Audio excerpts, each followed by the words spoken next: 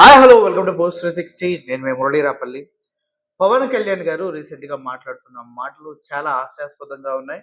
ఆయన చూస్తే ప్రతి ఒక్కరూ ఎలా దేనితో నవ్వాలో కూడా అర్థం కాని సిచ్యువేషన్లో ఆయన ఉన్నారనిపిస్తుంది. ఎందుకంటే బేసికల్గా పవన్ కళ్యాణ్ గారికి ఉన్న ఫ్యాన్స్ అంతా సినిమాలు చూసి చిన్న చిన్న పిల్లలు అనమాట. అంటే 18, 19, 20 ఈ తర్వాత ఇంకా ఆ తర్వాత ఇంకా దిక్కు లేక ఇదే పార్టీ పవన్ కళ్యాణ్‌తో ఉంటే ఏదో ఒకటి జరుగుతదని కొంతమంది ముందుకొచ్చినటువంటి క్యాడర్ ఉంటారు.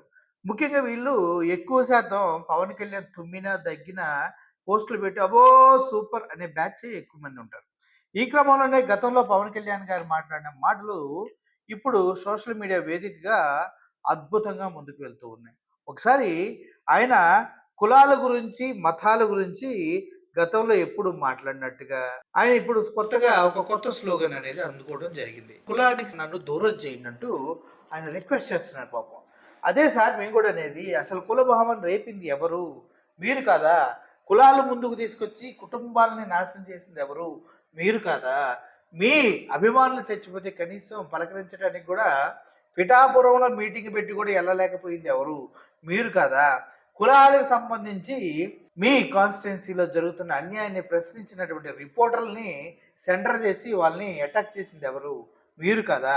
మీ కాన్స్టిట్యున్సీలో దళితుల్ని వెలివేస్తే కనీసం అడగడం చేత కానీ సో కాల్డ్ దద్దమ్మ లాంటి రాజకీయ నేతగా మిమ్మల్ని ఎందుకు అభివర్ణిస్తూ ఉన్నారు చెప్పండి?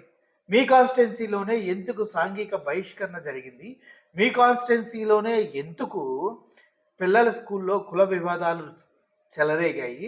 వీటన్నిటిని ప్రశ్నించకుండా మీరు ఎక్కడ దాక్కున్నారు అనే విషయం ప్రజలకు చెప్పాల్సిన అవసరం ఎంతైనా ఉంది.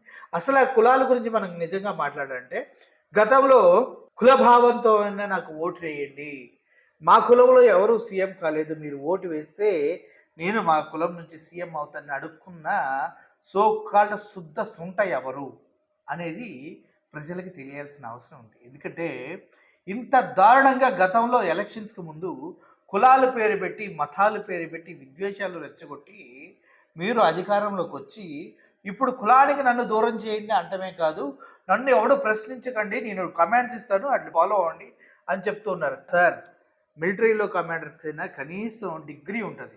డిగ్రీ కూడా లేని మీరు కమాండ్ చేస్తే ప్రజలంతా మిమ్మల్ని ఫాలో అవ్వాలనుకుంటున్నారు చూడండి, అది హిట్లర్ స్వభావం అంటారు. ఆ హిట్లర్ స్వభావం మీకు మనసంతా నిండిపోయింది అన్నది తేట తెల్లమవుతూ ఉంది. గతంలో మీరు మాట్లాడినటువంటి ఆ దరిద్రపు కుల మాటలు ఒకసారి మీరే వినండి. ఈ ఆంధ్రప్రదేశ్ కులం దరిద్రం వదిలితే తప్ప ఆంధ్రప్రదేశ్ బాగుపడదు. కులమైన బలం కనీసం ఆంధ్ర భావన ఎలాగో లేదు, కనీసం కుల భావన తెచ్చుకుని బాగు చేయండి రాష్ట్రాన్ని. నుంచి ముఖ్యమంత్రి అవ్వలేదు, మీరు ఓటేయండి, అవి చూపిస్తారు. మీరు రెడ్డి, వాళ్ళు రెడ్డి, తెలుసుకోండి, రెడ్డి తెలిసి సైకో పూట అన్నం తినకపోతే మీకు ఎంత ఆకలిస్తో మీకు తెలుసు. ఈ రాష్ట్రం పొట్టి శ్రీరాములు 56 రోజులు అన్నం తినకుండా ఆయన బలిదానం మీద ఒక వైశ్యుడు, అందరూ వైశ్యులు అంటే ధైర్యం లేని వాళ్ళని వెటకారం చేస్తూ ఉంటారు. వయసులు అంటే ధైర్యం లేని వాళ్ళంటూ వెటకారం చేస్తారన్నారు. మొన్న ప్రొఫెసర్ నాగేశ్వరరావు నీ మీటింగ్లో జరిగినటువంటి ఒక పనికి మాలిన మాటల గురించి మాట్లాడితే ఒక వైశ్యుడని కూడా చూడకుండా ప్రొఫెసర్ నాగేశ్వరరావు పైన మూకమ్మడిగా మీరు దాడి చేశారే, అర్థం కాలేదా?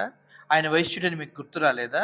అంటే కుల భావన అనేది మీరు చెప్తేనే మేము ఫాలో అవ్వాలి. ఎందుకంటే మీరు పెద్ద డిక్టేటరు, కమాండరు, మీరు పెద్ద మిలిటరీ ఆఫీసరు, హైయర్ క్యాడర్ కదా, మరి మీరు ఏది చెప్తే అది చేయాలి సార్. ప్రజలంతా కొద్దిగానే సిగ్గుండాలి ఇన్నే వాళ్ళకైనా. రాష్ట్రం తెచ్చి ఇచ్చింది ఒక వైశ్య కులానికి చెందిన పొట్టి శ్రీరాములు గారు.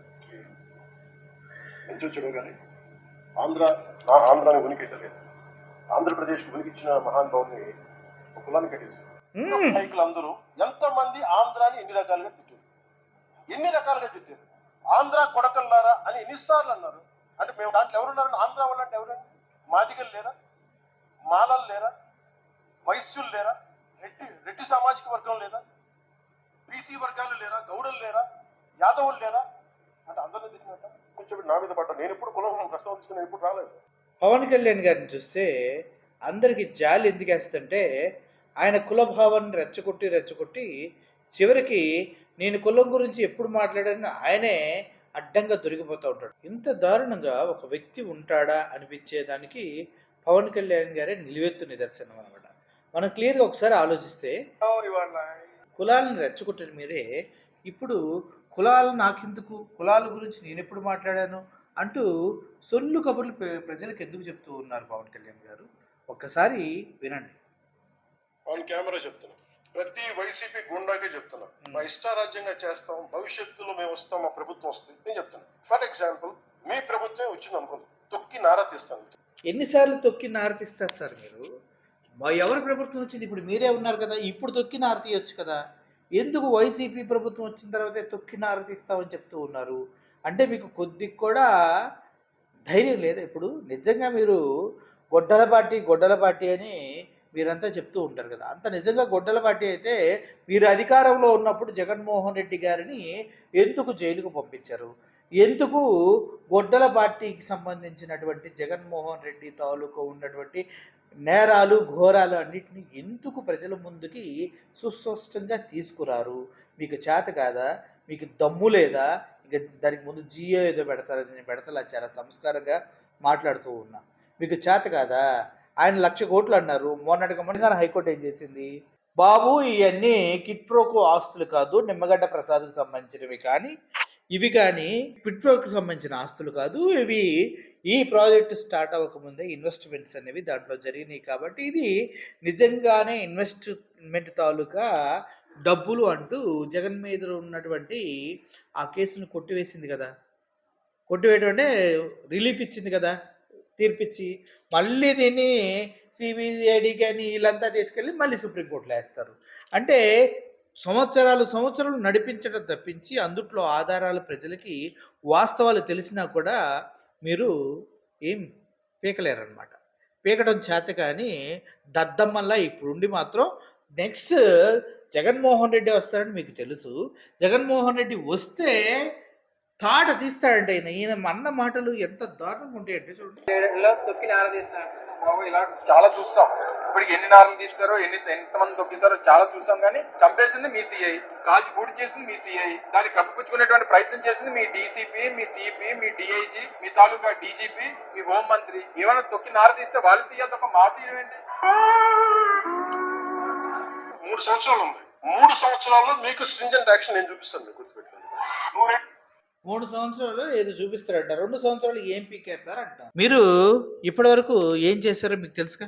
ప్రొఫెసర్ నాగేశ్వరరావు గారిని అడగండి, క్లియర్గా చెప్తారు. ఎన్నోసార్లు జగన్ అరెస్ట్ చేయించండి అని కేంద్ర ప్రభుత్వానికి వెళ్తే కేంద్ర ప్రభుత్వం ఏం చెప్పిందో ప్రొఫెసర్ నాగేశ్వరరావు గారు క్లియర్గా స్పష్టంగా మాట్లాడి చెప్పారు. ఒకసారి అర్థం చేసుకోండి. మీరు ఏదో ఎదురుగా 10 మంది ఉండగానే రెచ్చి రేగిపోయి ఇష్టం వచ్చినట్టు మాట్లాడుతూ ఉంటారు. కానీ తగ్గించుకోండి కొంచెం. మిమ్మల్ని ఎవడో లెక్క చేయట్లేదు ఆంధ్రప్రదేశ్లో, మీరు ఏదో అనుకుంటున్నారు. కనీసం మీ పార్టీ వాళ్ళకి కూడా మీరు న్యాయం చేయలేరన్న విషయం అందరికీ తెలుసు. ఏదో ఉడతూపులు ఊపి సింహం గర్జించినట్టు ఓవర్ యాక్షన్ చేయడం తప్పించి ఏమీ లేదంట సార్. ఇలా ప్రజలంతా అనుకుంటున్నారు. కానీ మీకు ఉన్నది ఏంటంటే ఒక రకమైనటువంటి పిల్లి పిత్రే బ్యాచ్ అంతా ఉంటారు పక్కన. వాళ్ళు 18, 17, 19, 20, 25 లోపోళ్ళు. వాళ్ళకి కనీసం ఏం జరుగుతుందో కూడా అవగాహన ఉండదు. నిన్నెవడో కామెంట్ బాక్స్లోకి వచ్చి కింద కామెంట్ చేస్తున్నారు, పవన్ కళ్యాణ్ గురించి మాట్లాడటం తగ్గించుకుంటే నీకే మంచిది. మాట్లాడతాను. ప్రశ్నించడానికి పుట్టిన పార్టీ చివరికి ప్రశ్నించొద్దని అడుక్కుంటున్నారని సిగ్గులేదు మీకు? మీ బ్రతుకులు ఏం బ్రతుకులు అసలు నాకు అర్థం కాదు. పక్క పార్టీ వాళ్ళు, కూటమి వాళ్ళు కుక్క కొట్టుడు కొట్టినా భరిస్తారు. పవన్ కళ్యాణ్ 15 సంవత్సరాలు ఊడిగం చేయమన్నా బతికిస్తారు. ఇంత లేకి బ్రతుకుతూ ఏంది ఇదంతా? ప్రజలకు చేసిన ఒక మంచి పని చెప్పండి నాకు ఇప్పటిదాకా. పవన్ కళ్యాణ్ గారు ప్రజలకు చేసిన ఒక మంచి పని చెప్పండి, నేనే మెలకుండా ఉంటా. ఒకే ఒక మంచి పని.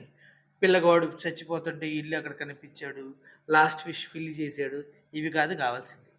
ప్రజలకు ఉపయోగపడేవి ఏం చేశాడు? దమ్ముంటే నేను ఛాలెంజ్ చేస్తున్నా. దమ్ముంటే మెడికల్ కాలేజీలు 17 మెడికల్ కాలేజీలు ఉన్నాయి కదా, 17 మెడికల్ కాలేజీలు, అందుట్లో 6 జగన్మోహన్ రెడ్డి గారు కట్టించి రన్నింగ్ అవుతున్నాయి అనుకోండి. అందుట్లో 17 మెడికల్ కాలేజీలో 2 మెడికల్ కాలేజీలకి సీట్లు ఫిల్ చేయించి వాటిని ప్రైవేట్ పరం చేయకుండా ఆపన్నారా. విశాఖ ఉక్కు దగ్గరికి వెళ్ళి నాకు అనుభవం లేదు అనకుండా ఇది కదా కార్మికులకు రావాల్సిన చట్టం అని మాట్లాడమని. పోలవరం దగ్గరికి వెళ్ళి దమ్ముంటే ఎందుకు పోలవరం హైట్ తగ్గించారని అడగమంటారా? అడగగలడా? ఉం? అడగగలడా? నిరుద్యోగ భృతి ఎందుకు ఇవ్వమని ప్రభుత్వాన్ని అడగగలడా? ఆ? అమ్మాయిలకి ఉం? నెలకు 1500 ఇస్తానని చెప్పారు, అంటే సంవత్సరానికి 18,000 ఏమైనాయి అని అడగమన్నాడు. ఇస్తాడా? అడగగలడా? మరి చేతకాని కబుర్లన్నీ ఎందుకు చెప్తారు? రైతులకి సంవత్సరానికి 20,000 అన్నారు, ఇప్పుడు ఎంత వేసారో అడగమనండి. కనీసం అత్యంత లీస్ట్ బడ్జెట్లో గ్యాస్ సిలిండర్లు ఇస్తా అన్నారు. అసలు ఒక్క గ్యాస్ సిలిండర్ ఇచ్చారు, 2 సంవత్సరాలు అయిపోయి 3 సంవత్సరాలకు వెళ్తున్నాం మనం. దానికి కూడా డబ్బులు పడలేదు. ఏం చేద్దాం ఇప్పుడు? ఏ చెప్పుతో కొట్టాలి? ఈ మొరిగే కుక్కల్ని ఏ రాళ్ళేసి కొట్టాలో చెప్పండి. దమ్ము ధైర్యం మొగపుట్టుకు పుట్టినోడు ఎవడున్నా కూడా వీటికి సమాధానం చెప్పి, మీ జీలో దమ్ము ఉంటే కామెంట్లోకి వచ్చి ఆన్సర్ చేయండి, ఓకేనా? సో ఓవరాల్గా ఒక పనికి మాలిన రాజకీయ వ్యవస్థ అనేది సృష్టిస్తున్నాడు ఆయన. సనాతనిగా మారుతాడు, మళ్ళీ సనాతన్ నుంచి వేరే దానికి మారుతాడు, చెగువీర భావజాల నుంచి వేరే వైపు వెళ్తాడు, ఎక్కడ పుట్టాడో ఆయన క్లారిటీ ఏమి ఉండదు. ఇలా ఉంటుంది ఆయనతోటి.